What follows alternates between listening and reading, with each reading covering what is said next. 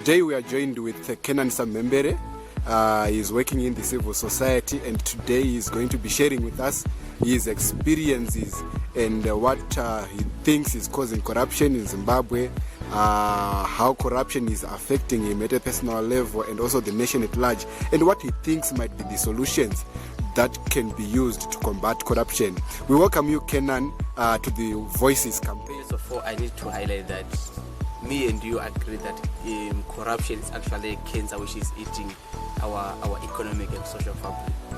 A lot of reasons are being attributed to the high corruption levels we are currently experiencing in the country. But I think first and foremost, I think the economic hardships we are facing currently as a country, the economic meltdown, is contributing to high levels of corruption. Because, for example, these economic hardships are also leading to high levels of unemployment. So, if I'm unemployed, then I'm most likely to engage in corrupt activities so that I will at least have something to survive on. Or else I will corruptly engage potential employers so that at least I would be engaged. Corruption also, from my own point of view, is being caused by the greediness of people, those people who are in possession of authority. For example, every day we are reading, we are hearing that some big persons, big people, very influential people are being dragged into court because of corruption. And this corruption is involving very large sums of money. Imagine. So, I can safely say corruption is also being influenced by those rich people who want to remain rich whilst the poor are becoming poor every day. Looking at what you have highlighted so far, how is corruption affecting you at an individual level and also the nation at large? I think I will start by responding how corruption is affecting the nation at large. Okay. First of all, I think corruption is leading to poor service delivery, be it in local authorities or in any organization institutions. Because, like I said before, a lot of people now are being employed, are getting employment because there is no employment. So at the end of the day, they are getting employment through dubious means. After they've done corruption or what. So at the end of the day, I am not qualified for that job. So if I am employed and not qualified for that job, what more do you expect? Poor service delivery. Probably that's why we're experiencing these poor service deliveries in the country. Also, at national level, for the nation at large, we are seeing that there is no longer any difference between the qualified and the not qualified. Because even if I'm not qualified, I can find my way through the top.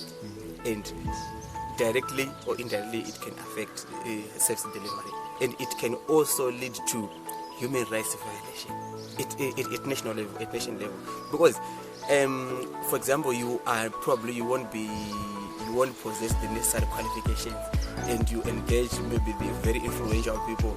Even if I have the requisite qualifications, I will end up being like, my rights will end up being violated, because even if I attempt to speak out against probably unfair recruitment processes, mind you, these are very influential people, the employers. So at the end of the day, I might end up, my rights will end up being violated by the so-called influential people.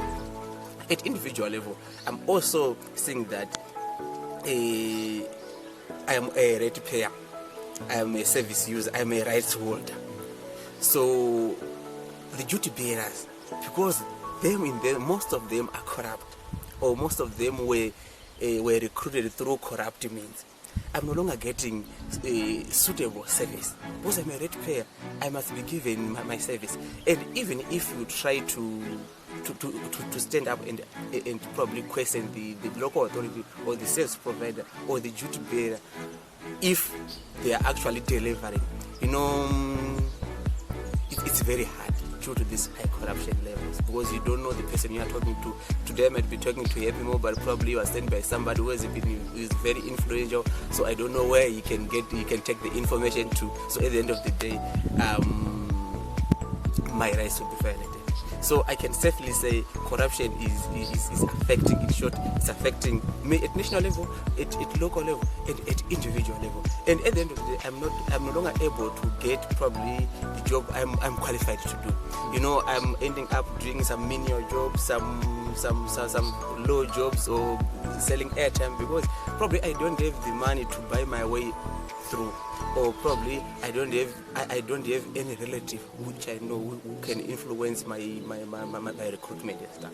So at the end of the day, I can say corruption is really affecting everyone. I think it's a very difficult question, but I will say the government and the government alone should walk the talk, because the government is the torchbearer. If there are high levels of corruption within the government, then what more do we expect from the citizenry? So I would say the government should not say this during the day and do this during the night. Mind you, I've talked about I prefer people who are being directed to court due to corruption. These people are in government. So if these people are in government who are saying, and even the government is even acknowledging the corruption levels within its ranks, so if the government is sincere in trying to address corruption, it should start with self-introspection. It should start with self-cleansing. Those corrupt elements, with those rotten elements within government, should be flushed out, and it should be open to everyone, because it's not a secret. It's actually affecting our economy.